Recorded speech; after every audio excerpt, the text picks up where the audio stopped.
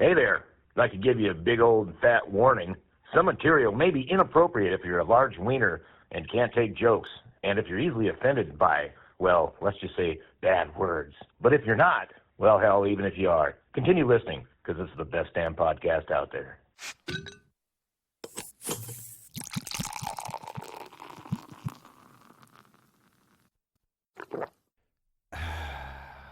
Hey, how's it going, eh? Welcome to the 5th episode of Billy Bob the Podcast. I'm Chris Mull, a.k.a. Billy Bob. This episode was supposed to be out last Monday. I know I'm a week late and a couple dollars short.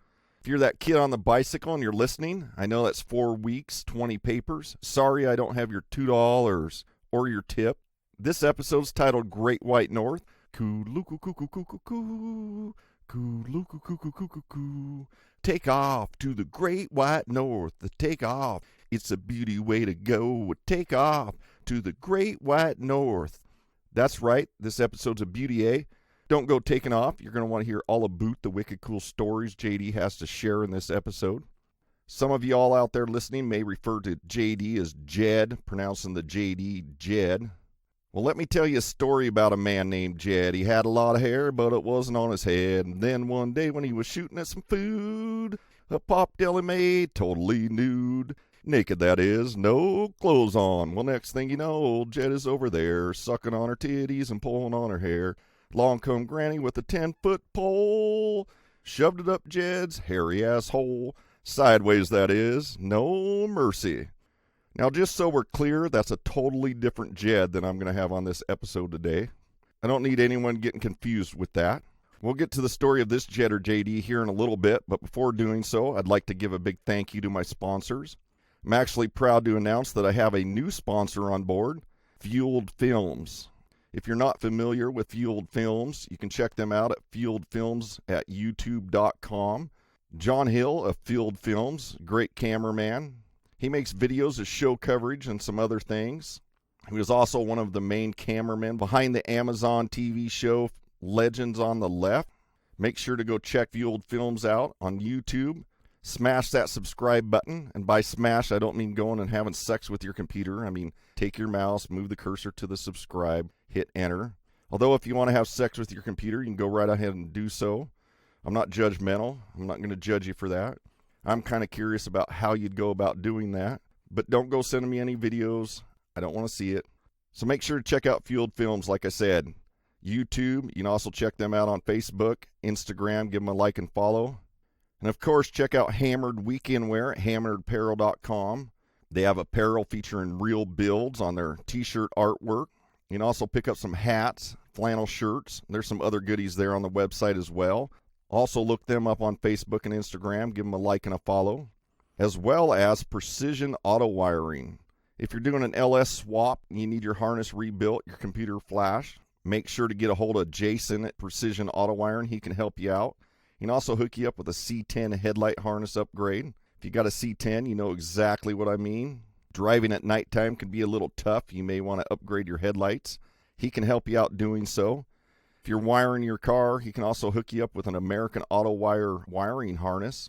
I've wired quite a few cars in my lifetime. American Auto Wire is one of my favorite kits to use. They're pretty self-explanatory and simple. Well, simple as far as wiring goes. So make sure to check out Precision Auto Wiring. Give them a like and follow on Facebook and Instagram as well. While I'm giving thanks, I'd like to give a big thank you to everyone that has listened so far, checked out my podcast, sent me messages, texts, etc., telling me how much they enjoyed it. All that positive feedback definitely makes it seem like it's more worthwhile to me. It's funny, I had a friend of mine named Mike Garrow. A lot of us refer to him as Mole, not to be confused with my last name, Amal. But he called me, and I hadn't talked to him in about 3 or 4 years on the phone, and I get this call in the morning the other day. And I see who it is, and I answer it. And one of the first things he says is, hey, we need to go on a road trip together again before I die. And a lot of things run through your mind when somebody says something like that, especially when you haven't heard from them from a long time. And my response was, are you going to die soon? Something I don't know about? He just kind of laughed and told me no, but we are getting up there in age. He listened to my podcast, and he said that after hearing so, it reminded him of all the old days of us traveling to shows together, and he wanted to do that again. We talked for a bit on the phone. I will have him as a guest on an upcoming episode. We got some good stories to share.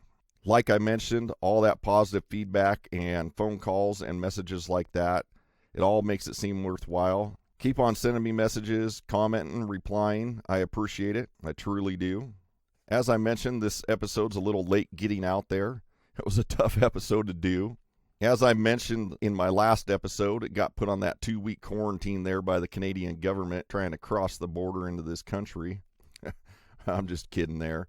But we did have a situation where I accidentally deleted our entire interview.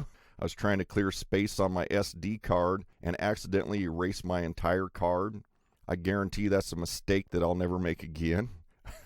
I've heard from a few people they've done the same thing on their podcast early on in the game. I wish somebody to warn me about that. I had to learn it the hard way. That first phone call that we had, J.D. called me from Canada.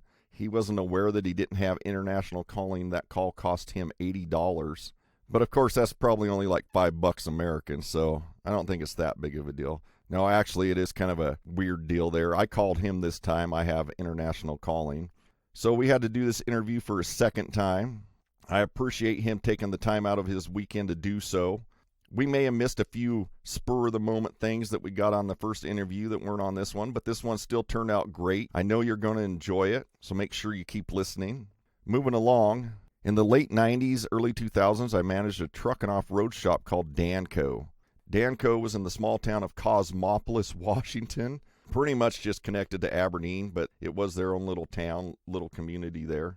At that time, the timber industry was pretty big. We lifted a lot of trucks, put on a lot of accessories. That's something a lot of you may not know, is that even though I built myself pretty much all lowered vehicles in my life, I did for a number of years put on a lot of lift kits on trucks. As I said, I was the manager there. The owner, his name was Dan Anderson, he would actually run a fleet of charter boats up in Alaska every summer. So he was gone 4 to 5 months out of the year. It was kind of his little personal playground, little side project to do on the off season. And while he was gone, I pretty much ran that entire business. I learned a lot about hiring people, firing people. Firing my first person was kind of tough. I still remember that and feel bad about it, but it happens. I also learned a lot about running a business, some of the do's and don'ts. That really helped me later on when I had my own business. I had a lot of fun, met a lot of people while working there. Towards the end of working there, I also had my own shop, Billy Bob Customs. It was the first shop that I'd had. It was about 2,500 square feet, had an office in the front. I did that one all by myself. I still worked my day job there at Danco and did Billy Bob Customs on the side. A lot of times I'd go to my own shop early in the morning, spend an hour or two there, head to Danco, work. Sometimes on lunch I would drive across town to my shop, work for half an hour, 45 minutes, rush back, work the rest of the day there at Danco, and then after work spend another hour or two at my shop. Most weekends I also spent at my shop trying to finish projects up. I stayed pretty busy. I probably could have just went full-time with my own business, but I was scared to. I had 2 little boys and was worried about paying my bills and taking care of them. That steady income's awful nice sometimes. At that time, I had a Mazda pickup. It was in its flat black stage, had green flames, a roadster top. A lot of people don't know that the top actually went back on.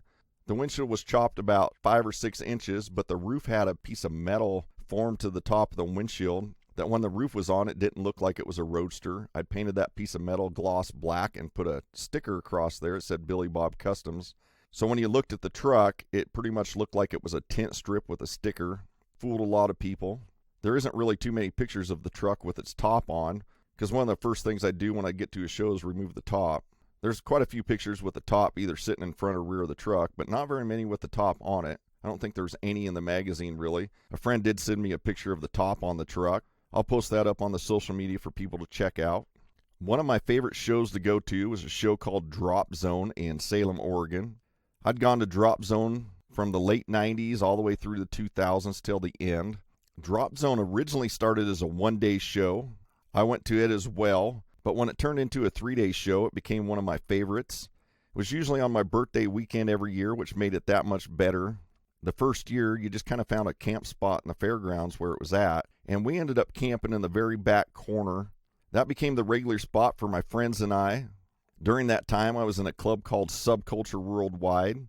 We had a Canadian chapter. And in 2003, all the Canadian members in Subculture and many of their friends came to Drop Zone that year. They made arrangements to camp with us. It was always a great big show. It was always a good time and a big party, especially when the Canadians were there. That one goes out to you, Brad McKidden. Brad always tells people that all my best stories start out with, and these Canadians were there. So, yes, there were Canadians that year. We had a good time. I know that year that all the Canadians came, it was hot, really hot, like it would get sometimes there at the end of July in Salem. I remember waking up Saturday morning that year, and then we had a blow-up kiddie pool where everybody was soaking their feet, trying to cool down. And, well, there was a blow-up sheep floating in that pool and a kokanee beer bottle sticking in his butthole. That was a good old Canadians for you. I'm not quite sure what they were into that night, but I know they had a good time. Like I mentioned a little bit ago, I had my shop going at the same time I was working my day job. I wasn't quite sure that year if I was going to take my truck or not. I was pretty busy. But of course, right at the last minute, I decided to take it. A friend of mine, Steve Fye, also referred to as Scuba Steve, offered to tow my truck down there prior to me going. I had to finish some stuff up at the shop. We went to load the truck on there. Of course, a lot of people sit the trailer jack on a block of wood there in the front to hold the trailer up. This one was no different. We hooked the trailer up to the back of Scuba's truck.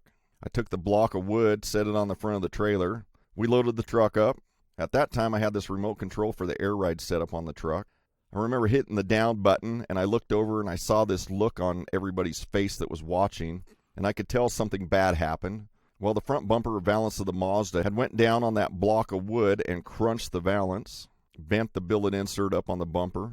I went over there, looked at it, aired the truck up, took the block of wood out, pulled out the valance best I could with my hands. The nice thing about flat black paint job, Sharpie is a great touch-up paint. So I touched up the front of it with a Sharpie. We strapped that truck down. Old Scuba, he took off to the show. I had to finish some stuff up, like I said, before I could head down there. At that point in time, the truck hadn't been together too long between the peach and the flat black version. There was a few problems with it running and driving. Mostly the brakes weren't working correctly. I wasn't sure what the problem is, but I had him take the truck anyway. I figured maybe I could fix it while I was down there. I really thought it was the master cylinder, so I picked up a new master cylinder and brought it with me. I didn't arrive there until pretty late. I think it was 1 or 2 in the morning. I decided to take the truck off the trailer and switch out the master cylinder. Surprisingly, I walked around the show, found some jack stands and a jack that I borrowed, jacked the truck up to see if I had any leaks or trying to figure out what the problem was. While that truck was up in the air and I was under there was a bunch of people, of course, standing around drinking, watching what I was doing. But I was under there all by myself for a little while, and all of a sudden I heard this funny-sounding voice asking me if I needed help. He crawled under there with me, kept me company. We discussed the problem I was having. After a little while, I fixed that problem. You'll hear what that fix was later on in the interview. While working under there, he introduced himself as J.D. I told him my name was Chris, but you'll probably hear a lot of people refer to me as Billy Bob. I had all these tools and rags and whatnot scattered all over the place, and there was dirt on my face and hands, and he looked at me and he said, "Well, I think I'm just going to call you Pigpen," which is kind of funny. I always make a mess whenever I work on anything. It seems like every tool in the entire place is all scattered all over, and air hoses and extension cords are tangled up, and that's pretty much sums me right up while I'm working Pigpen. Thankfully, I already had a nickname of Billy Bob. Pigpen didn't stick. The rest of the weekend, we hung out a little bit at the camp, chatted, got to know each other a little more. Since then, we've become pretty good friends. We don't see each other as often as we'd like, but we do manage to stay in touch over the years, usually chatting back and forth on Messenger or Facebook, Instagram. We did occasionally run into each other a couple times a year, Drop Zone, the Sitting Pretty Show, SEMA a couple times. We'd walk around, check stuff out. For quite some time, we had a little inside joke about the movie Night at the Roxbury. One time I mentioned on Facebook that I was watching the movie and having that song Baby Don't Hurt Me stuck in my head. So for a long time, he'd post something on my wall or message me something about that song, just trying to get it stuck back in my head. It's kind of a funny thing that lasted for quite a while. A lot of times we'd also discuss being on TV shows, writing magazine articles, wanting to do more such as YouTube channels or podcasts. We both always try to push each other and be supportive in each other's endeavors. When I first started talking about doing this podcast, he was right there telling me to do it, that it'd be great. I've always appreciated him as a friend and the fact that he's always been so supportive. It's always kind of interesting how some friendships form. I've met and befriended so many great people over the years, and for that I'm very thankful. They all have a story to tell. They've all accomplished some great things, and I'm going to do my best to try and bring as many of those to you as possible. So make sure you stay tuned and up to date on the latest guests and episodes by following my Facebook and Instagram at Billy Bob the Podcast. Give those a like and follow. You can also check out my YouTube channel. I upload all the episodes there as well, so you can listen to them at work or on YouTube if you'd prefer. They're just a still picture for now. I do eventually want to go to video episodes in the future. So make sure to go to YouTube at Billy Bob the Podcast. Hit subscribe. Please like, share, and comment. And if you're listening on a podcast app, if you'd be so kind to as leave a review, I would greatly appreciate it. Well, holding true to my promise of an interview with my buddy from the Great White North, I have Mr. J.D. Zajicek. I'm not really sure how you pronounce his last name there. I'll let him tell you how to do so. I don't speak very good Canadian. Welcome to my podcast. How's it going, eh? Good morning, Billy Bob. Good morning. It's going good, eh? You're kind of, not the worst butchering of the name I've ever heard, but fairly out there.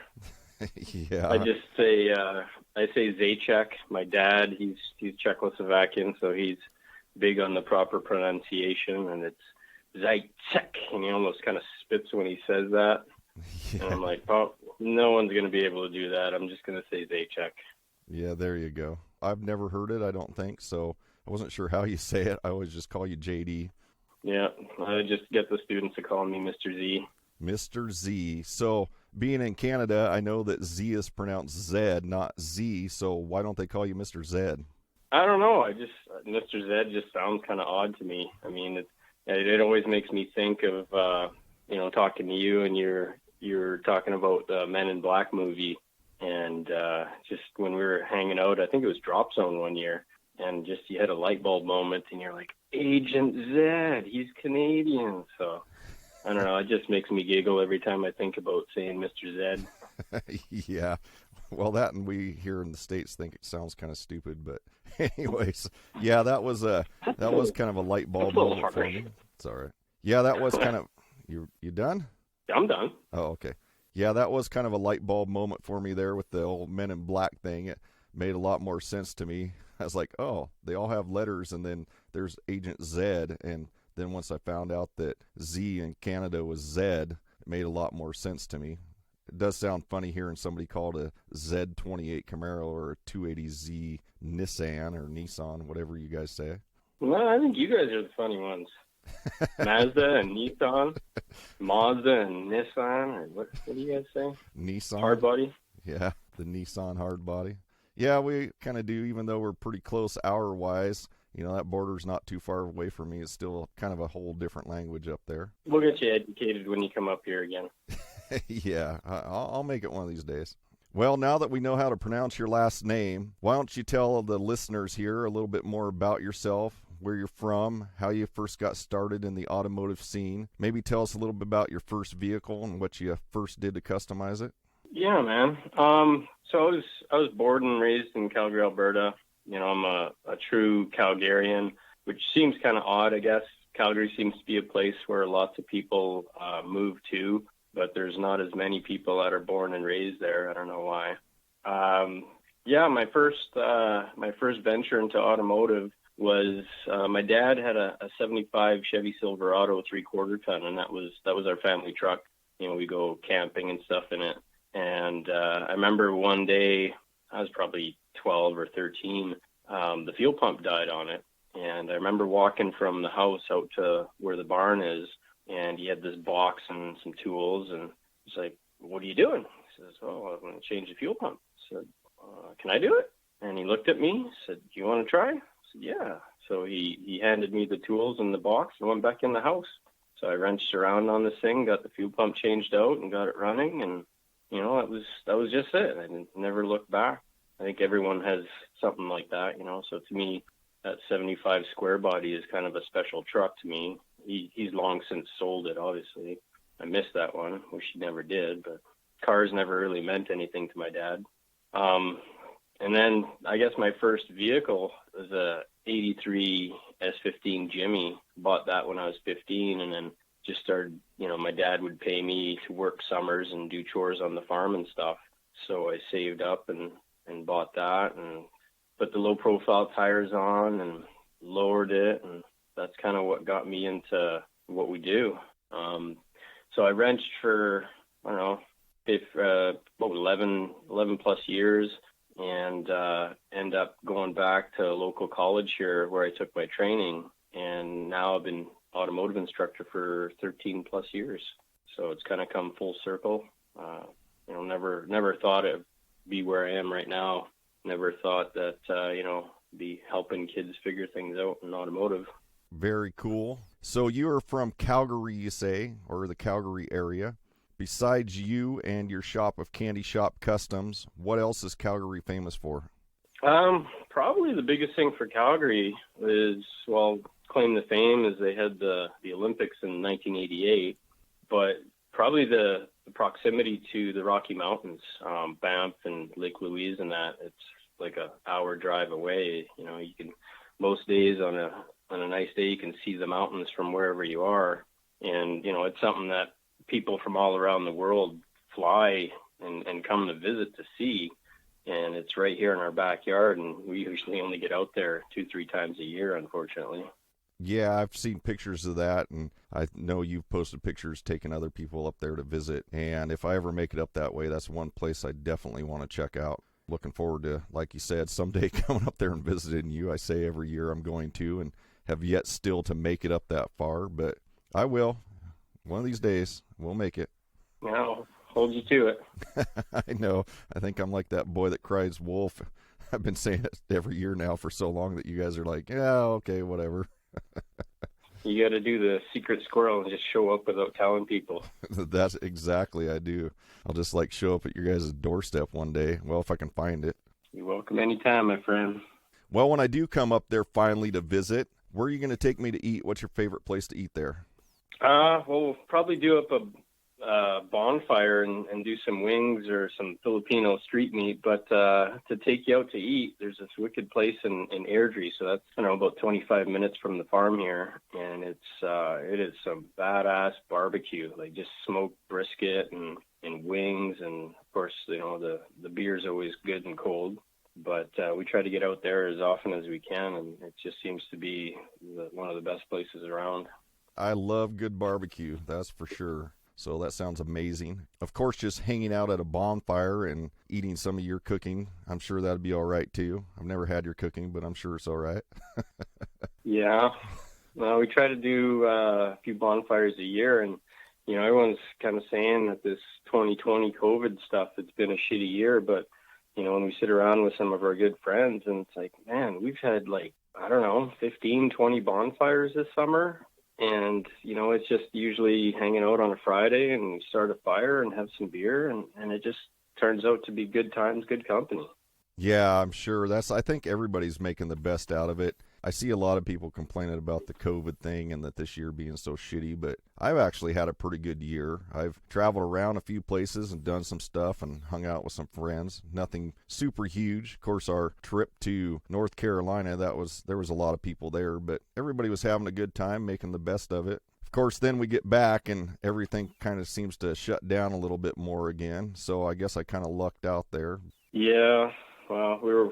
a friend of ours, Jesse Chomick, it was his birthday last night, so we were over at his place hanging out, having some birthday cake and watching some mini truck videos on YouTube. And that's kind of when you get bummed out, looking at some of the shows that we went to, or we were watching some of the Awakening or Drop Zone videos, and it's like, man, makes you think back to the good old times. Looking forward to when we can do that again. Yeah, when you can just go to all the shows. That's really the only show I went to all year was last month when I went to Mini Truck Nat. I've been building that little Datsun 320, or rebuilding it, and I wanted to debut it at the Forbidden Fantasy show in March, and they canceled that, of course, and then they were supposed to have it in October, and then once again canceled. So I've been waiting to go out and do something. That's when I kind of get bummed about the whole COVID thing and things being shut down. But hopefully here at the end of February of 2021, I can make it to Texas and go to the Lone Star Throwdown and debut it there in the Hammered booth. I'm looking forward to that. Pretty sure they won't shut it down, but you never know. So we'll see. Yeah, no, I think that's super cool that you're keeping it under tight wraps and you're waiting for that debut. I think that's kind of an old school thing to do because nowadays, everyone posts so many pictures on social media and you've already seen it. So when you actually do get to a show and you see the truck, it's just like, oh yeah, there it is. I've already seen it. You only get that one chance to debut it.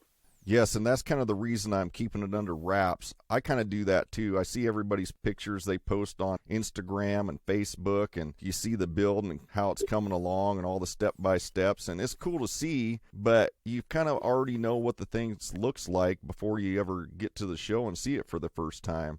So I just kind of want to see people's initial reactions. The truck will probably come out on a hammered shirt, the artwork prior to it being debuted, so people will kind of get a glimpse of what it looks like. But like I told Ron, seeing artwork or rendering of a vehicle isn't quite like seeing the thing in person or seeing the real vehicle. So people will get a glimpse, they'll get to see what it looks like, see some artwork of it prior to the debuting. But I really can't wait for people just to see it for the first time and see that reaction on their face when they first walk up to it and see how different it looks, especially the people that know the truck and how it looked before. Yeah, for sure. I mean, knowing you and your work, it's going to be stellar, man. Oh, I appreciate that. So speaking of shows and working on trucks, earlier in the episode I shared the story of how we first met at Drop Zone, and I was working on my truck, had it up on jack stands. It was late at night. And what made you decide to crawl under the Mazda and see if I needed help that night? Well, that was, I think, my first Drop Zone, and we were talking previous, and that was like 2003.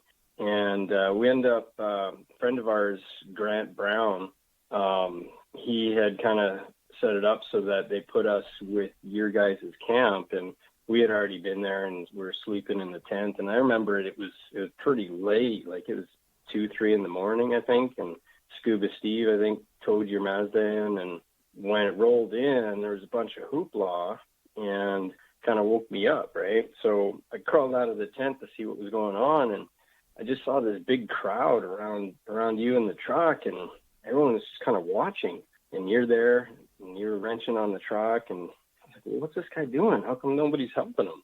And so I just went over, and I don't know if I even introduced myself. It's like, hey, what are you doing? And just started kind of helping you, trying to pick away at it. So might as well give you a hand if you woke me up. Yeah, it was pretty late. I'm sure I woke a few people up there that night. Yeah, I had it up on jack stands, working away, and like you said, everybody's standing around. I think everybody drank so much that they probably would have been useless if they'd have crawled under to help anyway. But yeah, I just remember you coming down underneath there and asking if I needed help, and I don't really think you did too much, but you kept me company while I tried to fix the brake problem I had. I ended up fixing that.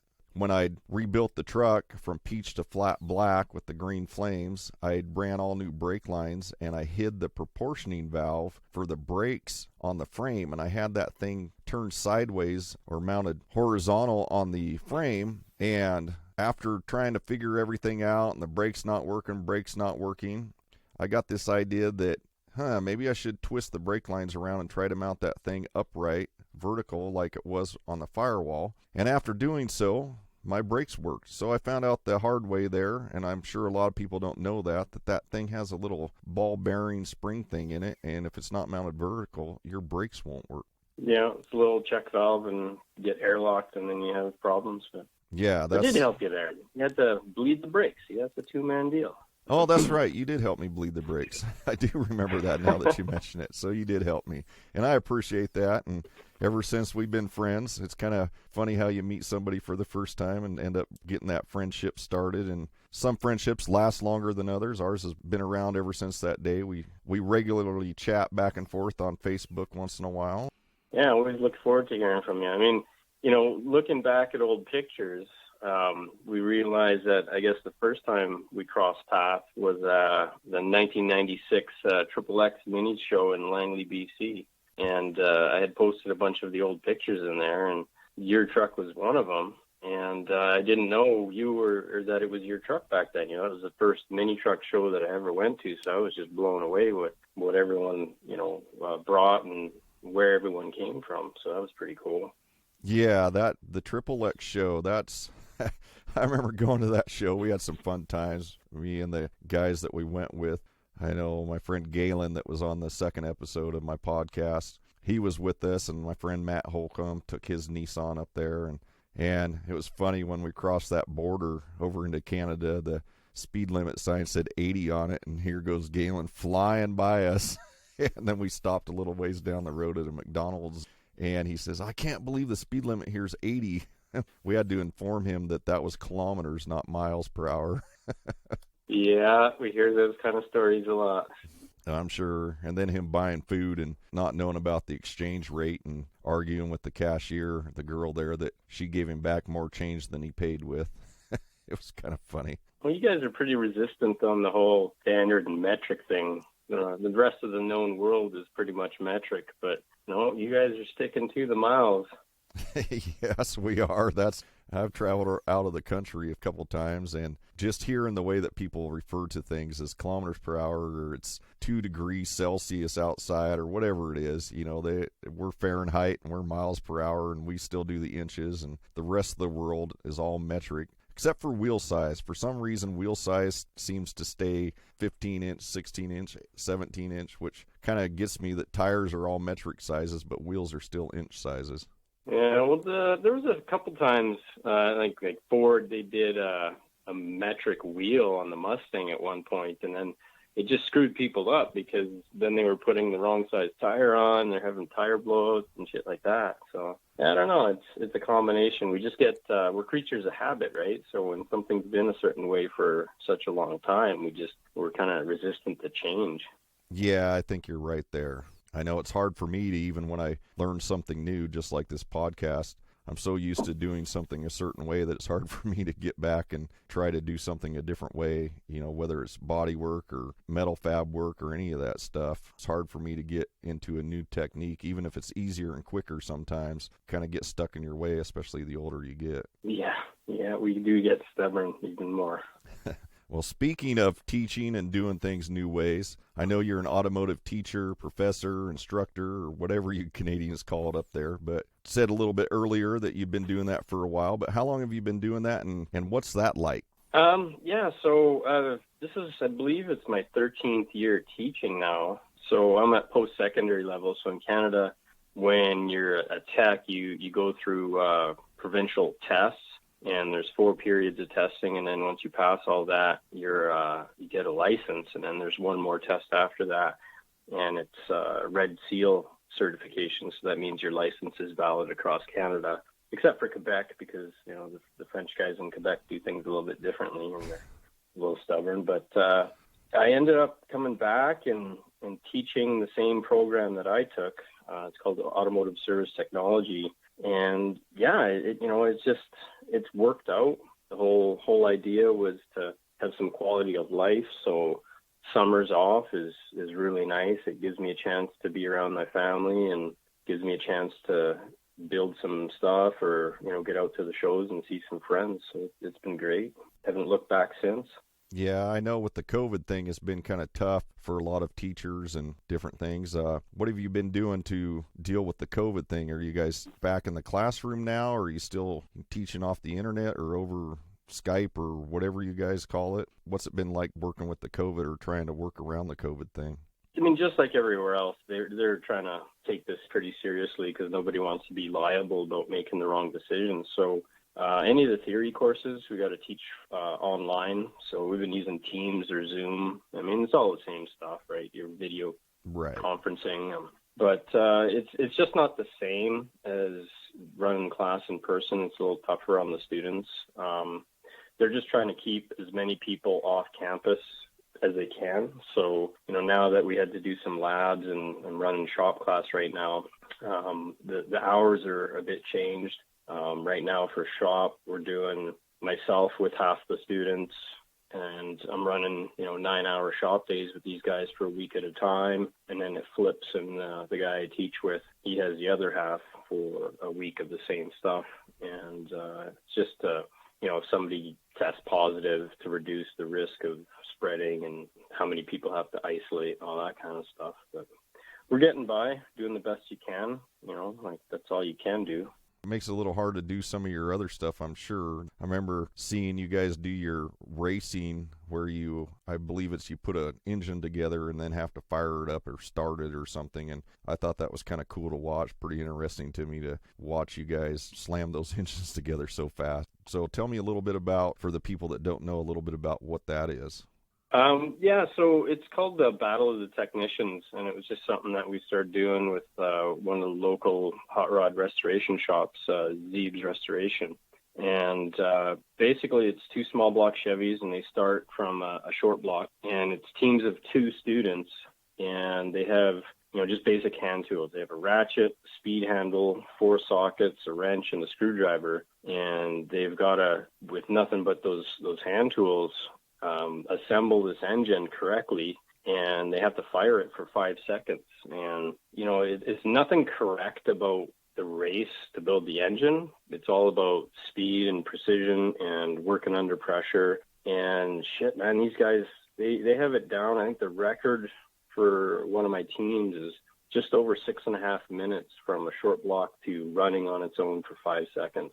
Wow. So just ridiculous. Yeah. So what's your fastest time at it?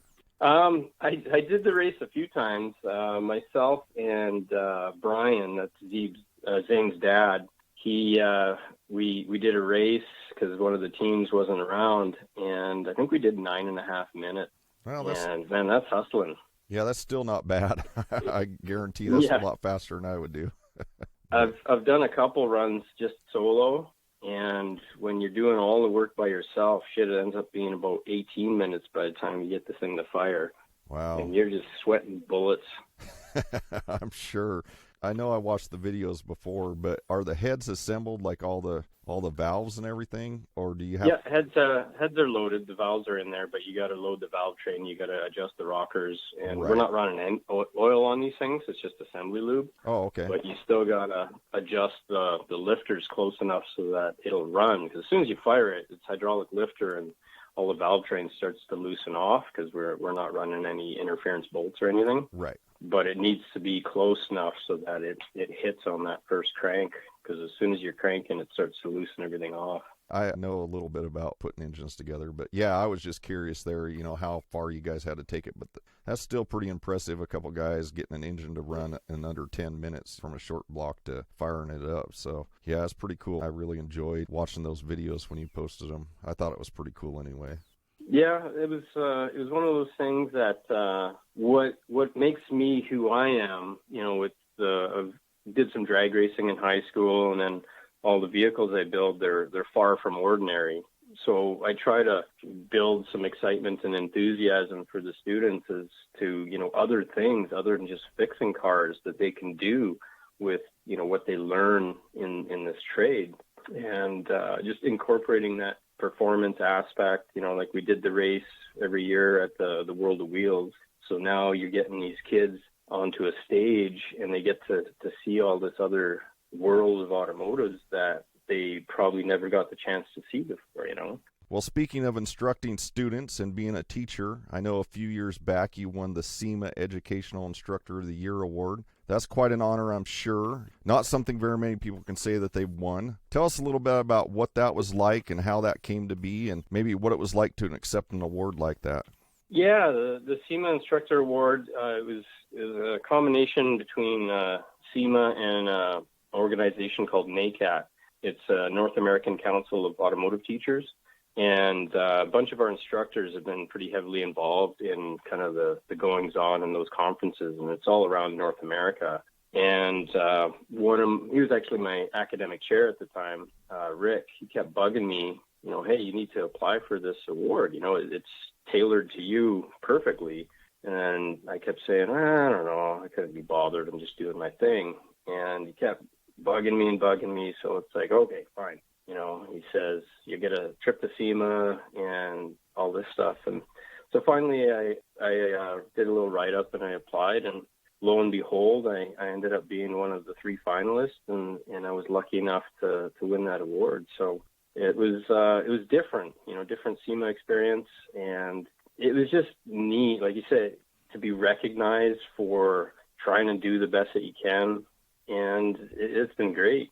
One of the kind of the odd things that end up coming about that I guess is one of the guys that I've been talking to over the years, kind of like you, is Max Fish, right? And when he was building his air suspension book, we were talking, sometimes there was some highs or lows, whatever, but he asked if I would be interested in reading his book and giving him some feedback before it kind of came out in print. And I said, wow, that's kind of a big honor to me, because Max has been a guy that, has been doing this longer than I have. And he's always been trying to help to educate or help people figure things out. And, to me, that was kind of a pretty cool opportunity. And it came at a perfect time, because when he sent me his book to read, my dad had just been in the hospital because he had some health complications because of his Alzheimer's and aneurysm he had. So I was in the hospital every day with my dad and kind of having a bit of a tough time. So it gave me a nice little distraction, a cool little opportunity. So. Yeah, it's very cool and very nice that you finally getting some of that recognition that you deserve as both a teacher and just a great all-around person. For those that don't know what SEMA is, that's the Specialty Equipment Market Association, I believe. The SEMA show is the world's largest automotive event held in Las Vegas every year. But to win an award there, especially something like the Educational Instructor of the Year award, that's kind of a big deal. For those that don't know anything about it, it's kind of a really big deal and quite the honor. Did you know that you were going to win prior to going down there, or did you find out once you were down there with the other two? Was it 3 you said total?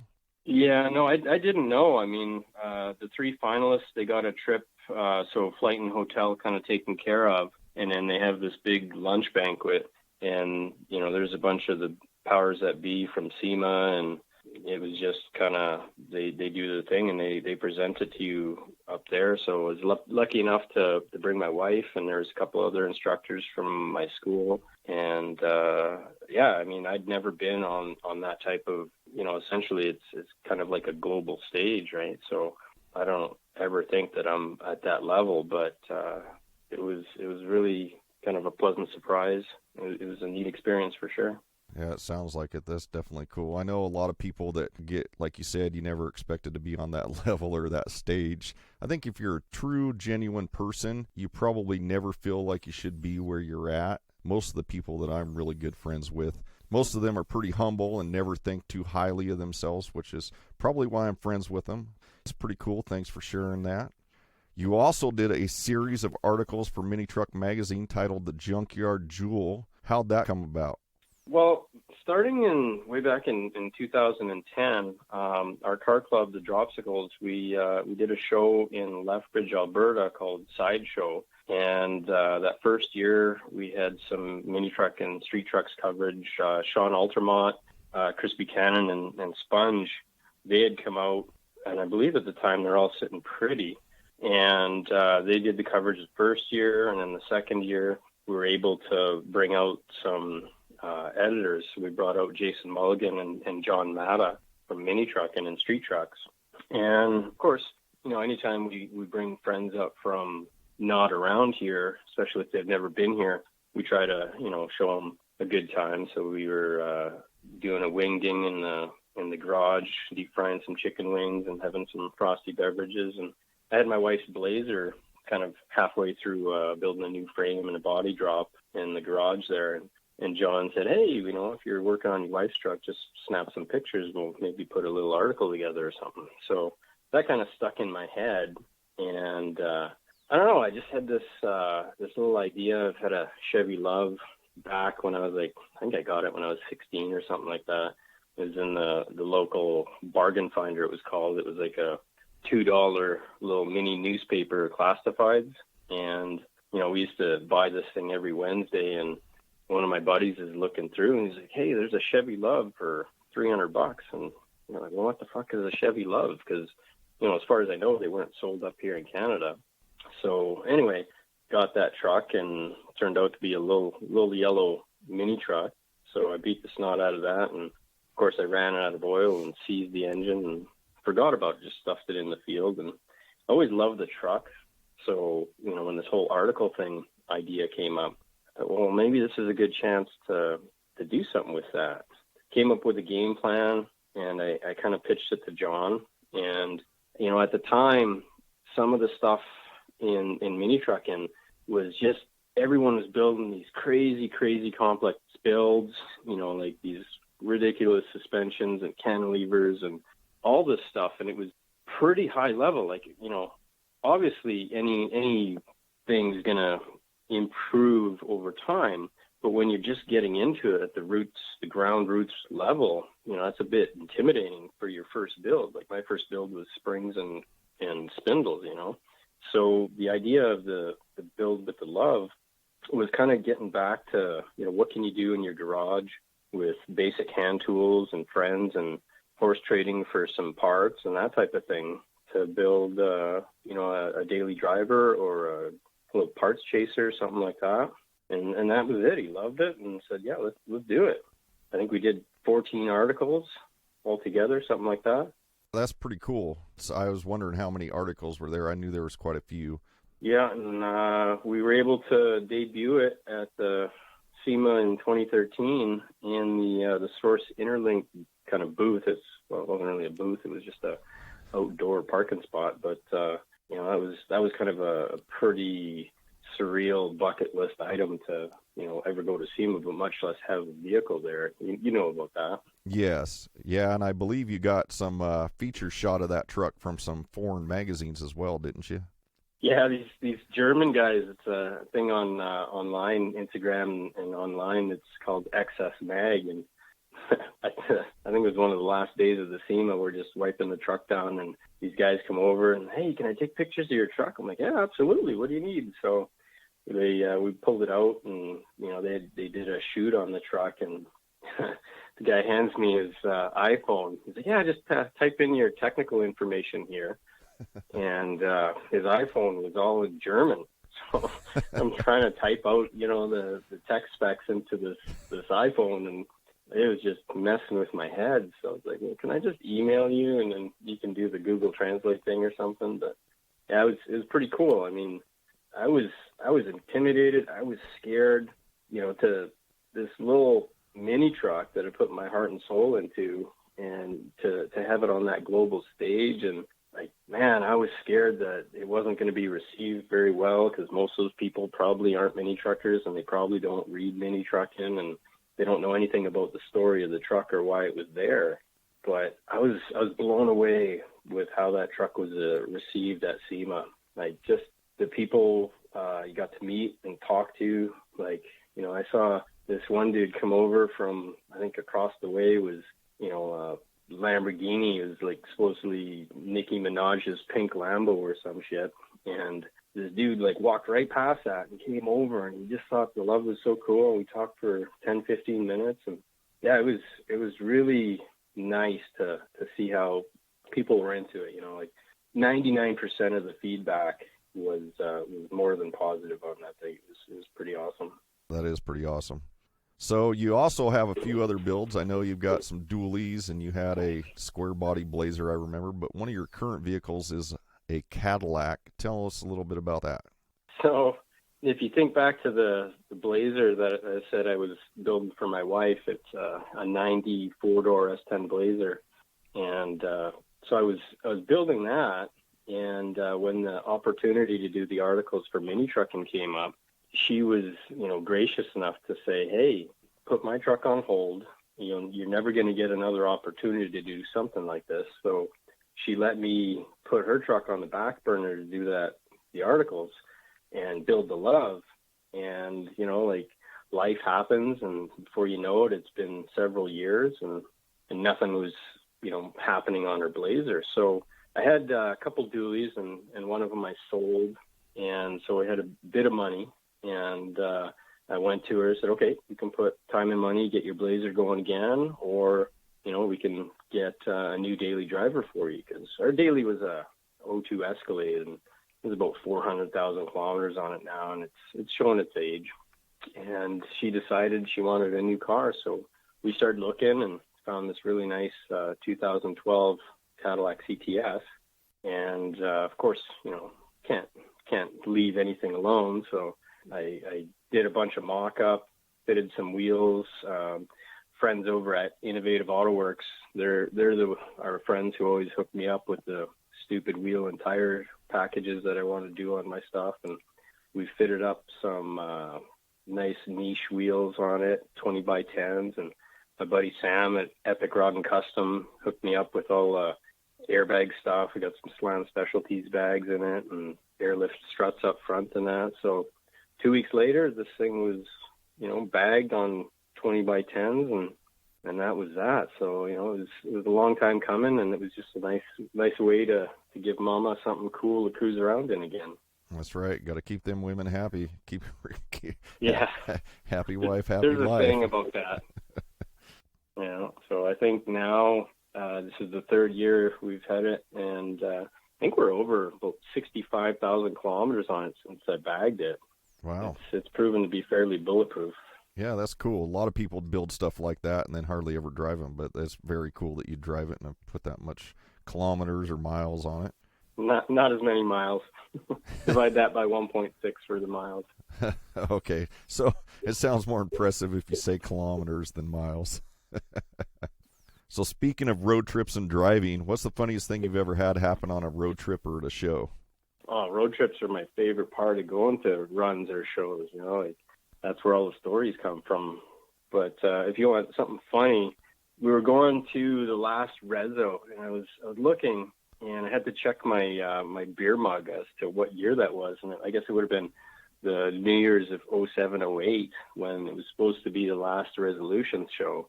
And, Bob Hayes had been putting that on forever and ever, and I thought, well, man, I've always wanted to go, and, this is going to be the only chance if it's going to be the last one. And so myself and my wife and my buddy Sean and our other buddy Paul, we all decided we're going to go, and, man, it was just this crazy, crazy blizzard that day. And we all piled into the Escalade. We left Calgary super late because it took forever for Paul to get here from Edmonton. It was nobody on the road. It was foot plus of snow. We were the only one driving, so it was all just powder. And we get to the border, and there was nobody there, right? The one booth at the border. So we pulled up, and the border guard guy, it was like, we just ruined his day. He's like, are you kidding me? You're going to make me deal with you in this crazy cold blizzard? So he was just a grumpy bastard. So we rolled up, and, we're super nice and giving him the passports, and he's just grumpy. So he was going to make our life miserable. So he goes in and looks at our passports, and of course he wants to go through our shit, right? So he lifts up the hatch, and he's going through all our bags and all this stuff. And, because it was so cold, the struts that hold the liftgate up were kind of slowly leaking down, right? And he's in the back digging through all this shit. And when he was happy with he didn't find anything, he stands up real quick. And, of course, the hatch had kind of leaked down. And he smashes his head on this thing. And we're just sitting in the truck going, oh, fuck. So, he just kind of slammed it shut, gave us our passports, and told us to get on our way. But we laugh about that one all the time. Good old border crossings. Yeah, just be happy, pleasant, and don't lie. Yeah, that's true. That's what we came to find out. I've gone a couple times across the border. One time, speaking of border crossings, I sent some skateboard decks up there with some friends to the show that you used to put on, the sideshow, and I know they had quite the ordeal with the border patrol there.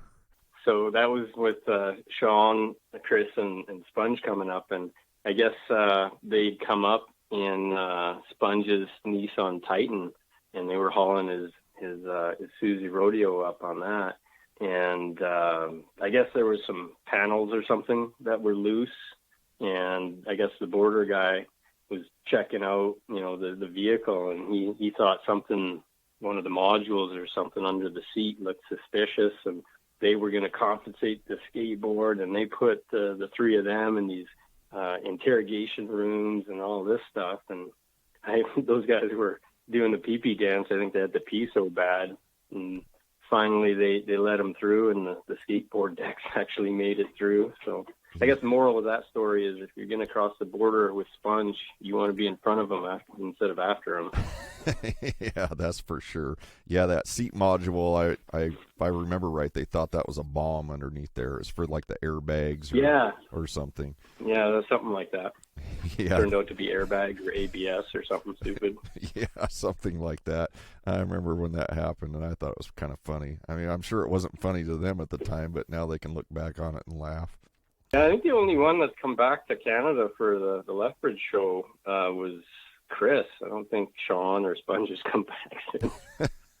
The sideshow there, you guys don't do the sideshow. Didn't it change names, or now it's on by somebody else or something? Yeah, we did it for 3 years, and we did our best to make it kind of like a U.S.-style mini truck show, because so many people here aren't able to get down to the U.S. shows, and it's just such a different world. So we did that for 3 years, and it's a lot of work, and so we decided that was going to be enough. It was taking its toll on us, and some other people.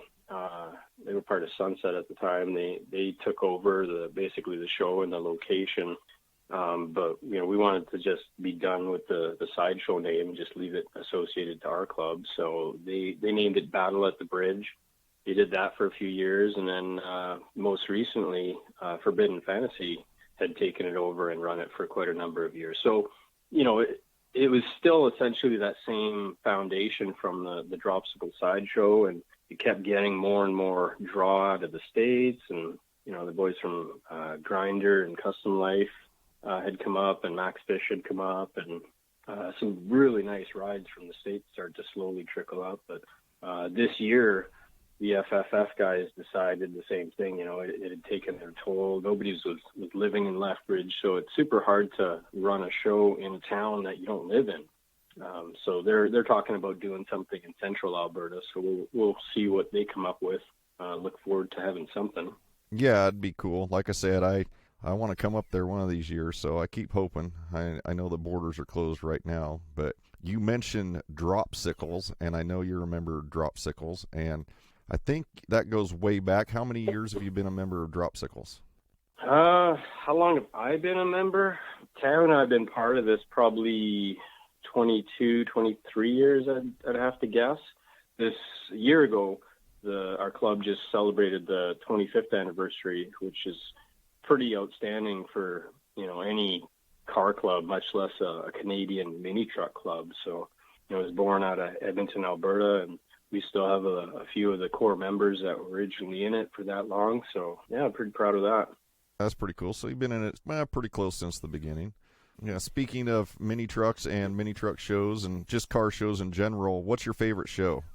My favorite show, it's got to be Drop Zone. That was the first kind of run that I've ever been to, and the run is so different than just a show because you get to hang out and meet people more. Like the show, people are always working so hard and busy cleaning and setting up their display. And, it's a 1-day deal. So between rolling, setup, and then awards and rollout, like Drop Zone being a run, you cruise in, and we always got there early.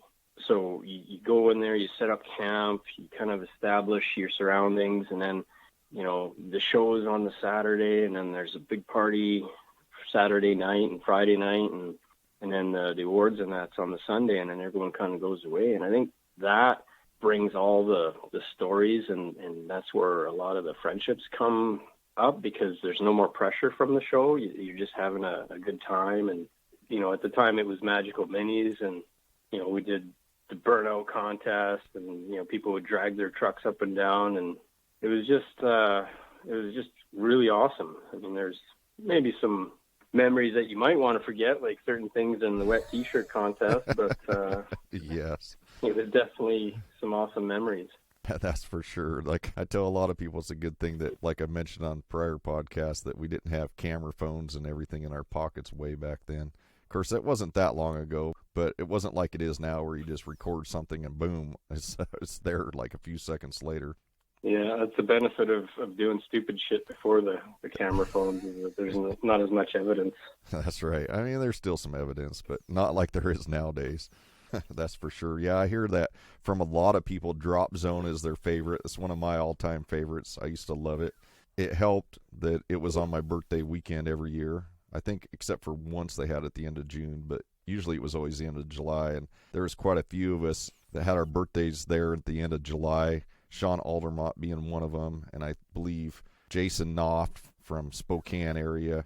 Yeah, we used to all kind of celebrate our birthdays around that same weekend, and that kind of just added to the festivities and fun of that weekend. But like you said, it was nice to go there, hang out, visit with people, and you didn't have to just rush back from the show, and met a lot of good people, became friends with a lot of new people, and got to see all your old ones that sometimes you only got to see once a year. So it was a great time. I understand why it's a lot of people's favorite show. If you'd ever been there, you know exactly what you and I are talking about. They no longer do Drop Zone, which is kind of unfortunate, but they do on that same weekend. Relaxed Atmosphere Northwest chapters have taken over that weekend at the same Salem Fairgrounds, and they do a show there called The Awakening. A lot of people still refer to it as Drop Zone. Sometimes they joke around and say not Drop Zone, haha, just because they don't want it to be called Drop Zone. But that's that same weekend there, the end of July, and it's got that same old school 3-day show vibe to it. I think just like Drop Zone, you can come there a day early on Thursday night for a little extra fee if you want to get an extra day than their vacation or holidays, I think you guys call it. It's definitely a great time. So if you're looking for something to do in the mini truck world, want to travel to a show, a great show, one of the best in the country, you can head on out to Salem, Oregon, the end of July for The Awakening. Speaking of vehicles and builds, I know we discussed your love and your first vehicle and your Cadillac, but is there anything you're currently working on? Anything in progress right now? Well, the only thing I got kind of cut apart right now is my daughter, Sam. When she was 13, she bought Mazda B2200 from our good buddy Sean, and it was actually his dad's truck. So it's, we lowered it, and he gave her some old school center lines and that. So before she had her license, we kind of towed it around to shows for her. And then, of course, it needed some work. It was burning some oil and that. So I pulled the engine transmission out. And, of course, it's like Pandora's box on these older trucks, right? You think there's just a little bit of rust you got to fix. And then it turns out when you get the carpet up, holy crap, half the floor is missing. So it turned into kind of a bigger project. And I'm doing put on airbags and stuff for her. So, that's in the shop. I haven't been able to pick away at it lately with just being busy with school and that. But other than that, the only other thing kind of on my to-do list, well, only other thing, but I have a 61 Chevy Brookwood station wagon that I can't wait to get my teeth into. And got I think it's a 72 C10, kind of got that going for Sam to have something to drive. And, there's no rest for the wicked, they say, right? So if it's not fleet maintenance and it's not school, then it's family. And if it's not family, then it's, other projects that kind of divide your attention. But I am that way myself. I've got so many projects I don't even know what to do sometimes. I get a little overwhelmed with them. It's hard to concentrate on just one at a time. I got that automotive attention deficit disorder, so like many of us have. Or AADD or ADD or whatever it stands for, something a little different. You're picking away at your Astrovan. I can't wait to see you get that thing going. I mean, I've always been a big fan of the Astrovan. Someday, I know I go out in my garage and I look at it, and it's hard not to just work on it, but I've been trying really hard to concentrate, like I said, on one at a time. I've been finishing up a couple little final touches on the Datsun. And like I said, after the debut in February, I think I'll be able to get back on the Astrovan there and get that thing done. It's about a day or two away from being able to put it in primer, and it's just been sitting like that for a couple years now. So it'll be kind of nice to get back on it. Yeah, for sure. Can't wait.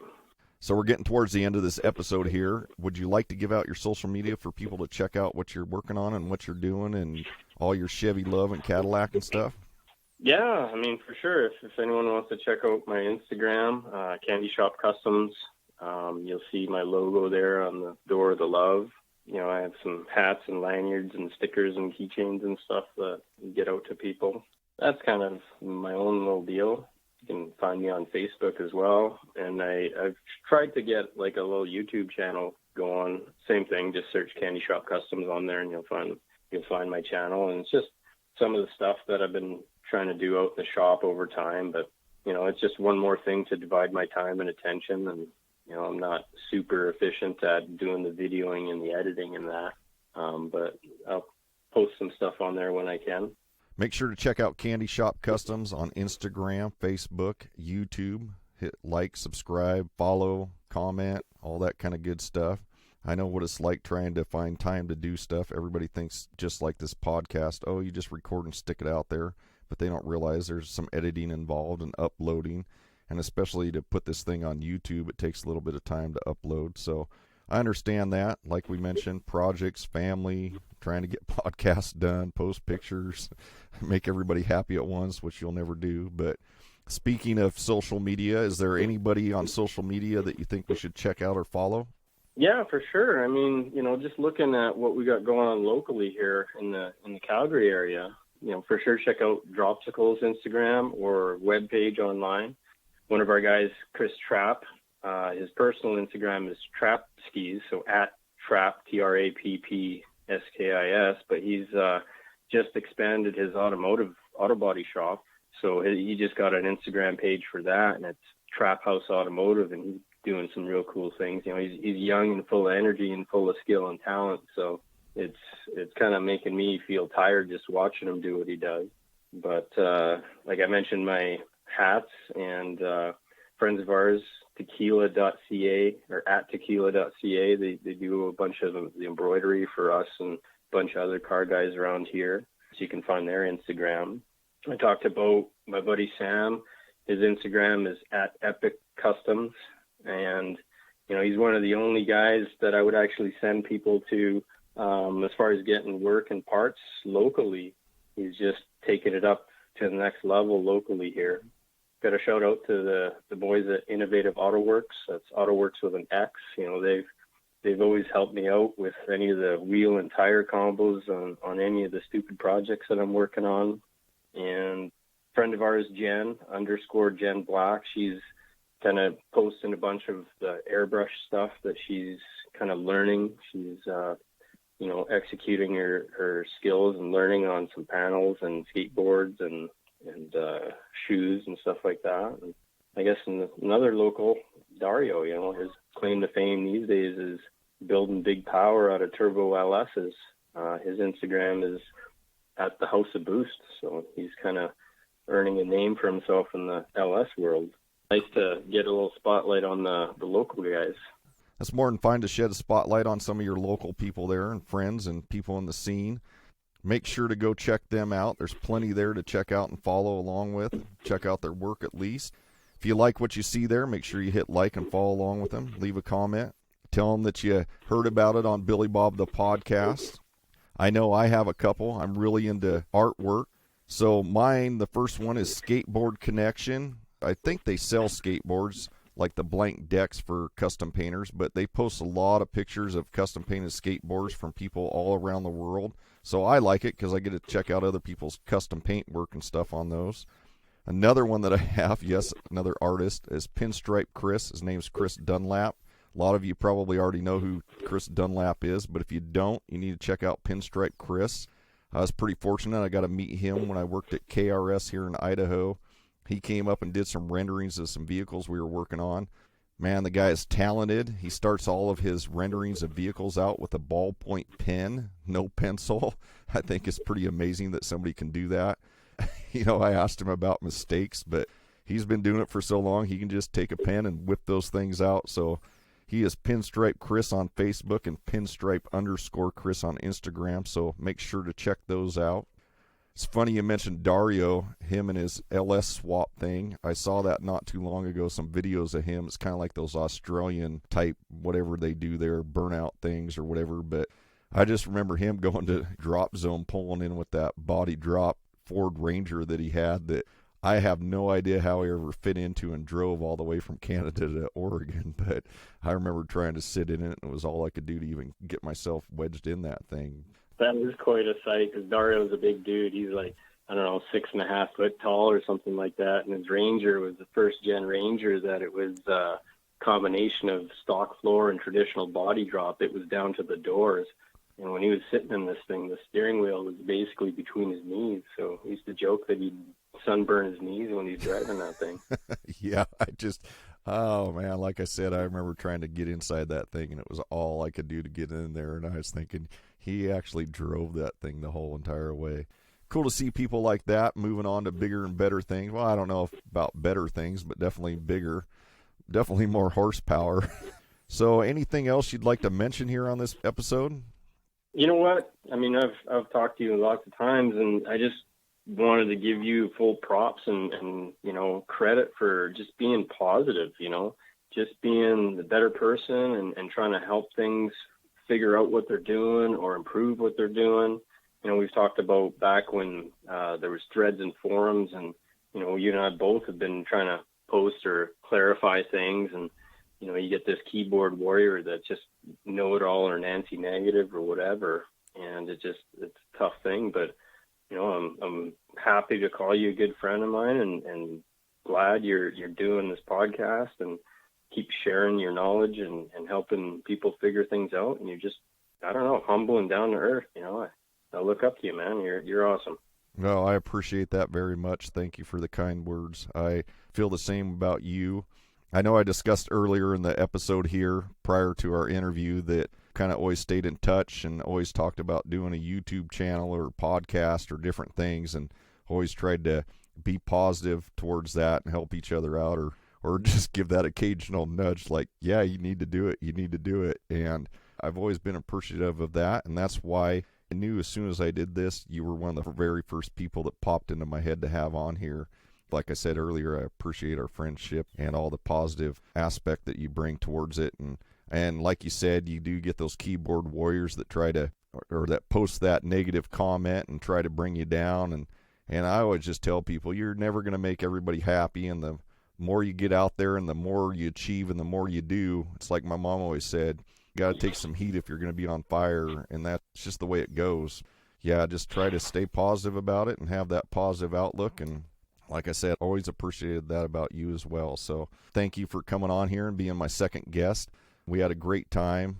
Got some great stories out here and learned a lot about Canada, or learned a little about Canada, I should say, and about what it's like to live there and teach and accept awards and some of the cool vehicles you built. So thank you again.